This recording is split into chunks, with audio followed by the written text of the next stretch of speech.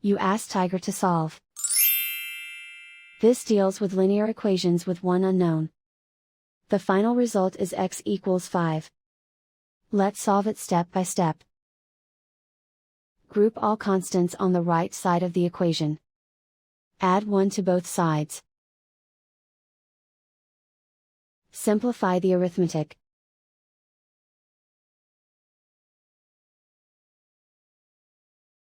Isolate the x.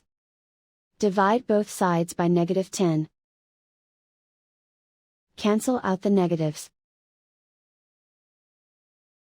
Simplify the fraction. Cancel out the negatives.